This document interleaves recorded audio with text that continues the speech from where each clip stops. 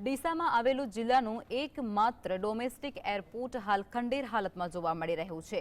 ડીસામાં domestic એરપોર્ટની શરૂઆતના શહેર તરીકેનો વર્ષોનો ઇતિહાસ લોકોમાં ભૂલાઈ રહ્યો હોય તેવો ઘાટ સર્જાયો છે। પૂર્વ વડાપ્રધાન ઇન્દિરા ગાંધી સમયનું એરપોર્ટ કોઈ કામ ન હોય તેવું હાલ જોવા મળી રહ્યું છે। જિલ્લાનું એકમાત્ર એરપોર્ટ છેલ્લા 4 દાયકાઓથી ખંડેર હાલતમાં જોવા મળી રહ્યું છે। બનાસકાંઠા જિલ્લાનું એકમાત્ર જે એરપોર્ટ આવેલું છે ડોમેસ્ટિક એરપોર્ટ ડીસા ખાતે આવેલું છે।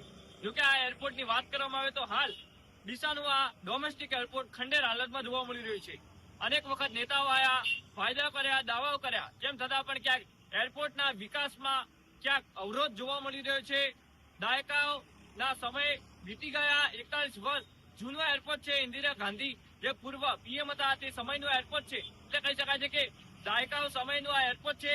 નેતાઓ વાયદા કરે છે, તેમ છતાં પણ ક્યાંક ડોમેસ્ટિક એરપોર્ટ બની નથી રહ્યું। લોકોની પણ માંગ છે કે વહેલી તકે ડોમેસ્ટિક એરપોર્ટની મંજૂરી મળી રહે, જેથી આવનાર સમયના અંદર લોકોને વાહન પરિવહનના અંદર ક્યાંક મુશ્કેલી ન પડે અને સહેલાઈથી એક શહેરથી બીજા શહેર તે લોકો જઈ શકે। જોકે હાલ તો જે નેતાઓ છે તેમના દાવાઓ ક્યાંક અહીં ફોકસ સાબિત થઈ રહ્યા છે। ધ્રુવ પરમાર, GSTV, બનાસકાંઠા।